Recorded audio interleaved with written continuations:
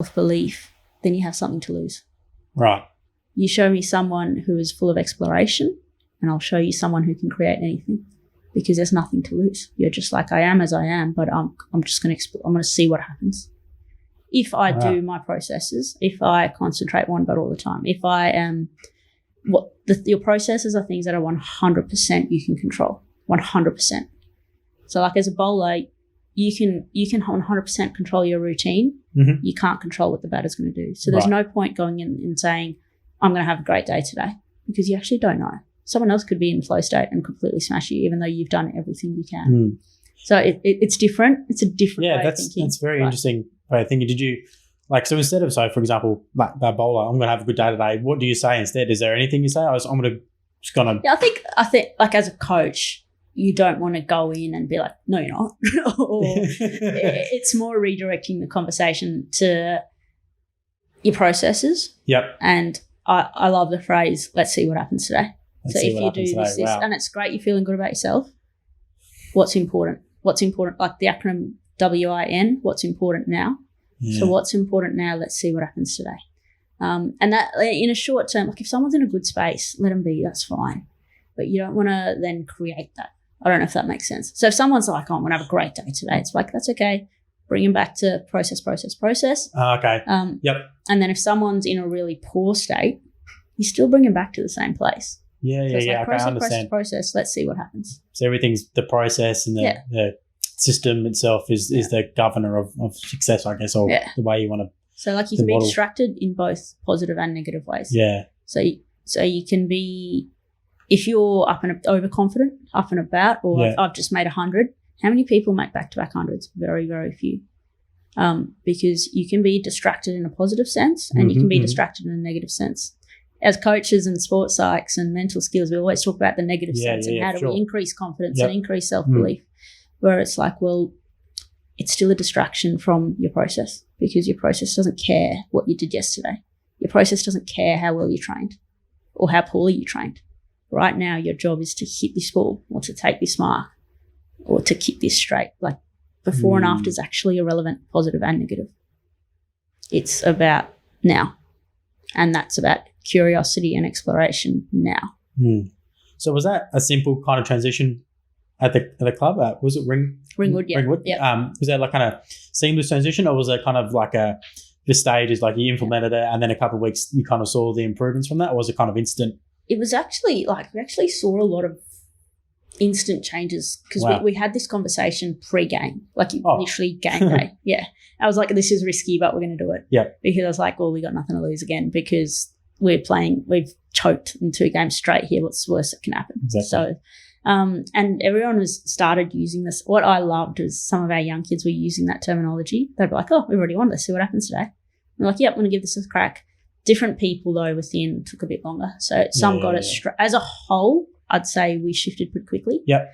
But they're definitely different personalities. People, they're so different. Yeah, you can get the concept, but the ability to actually apply that concept. I probably, to be honest, myself took a bit longer to actually apply that, because I felt responsible as captain for us losing, and I felt responsible that I felt a lot of the load, because our major issue was not being able to take wickets, and I think the ability to take wickets comes down to beat the captain a lot, because it's a lot of it is having good getting your bowlers in the right frame, having the right tactics, and I think cricket is a weird game in that your captain a good captain can win and lose you game. 100%, yeah, it is. So I think I took longer to actually, although I understood the concept, I took longer to actually apply that than a lot of the girls, if I'm honest, on reflection. But we ended up getting so close. Like we dropped out of the top 4, and then it came down to the last game of the season, and we needed to win with a bonus point, and we were 1 ball away from it. Oh, wow. Like we got so close. But like, again, sitting back and in theory we failed to make the top 4. But from where the start of the season was. The growth was unbelievable. Yeah, right.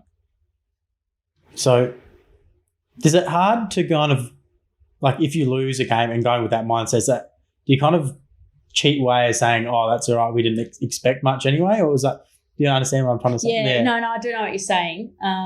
So, like, it kind of gives you a cop-out in one sense.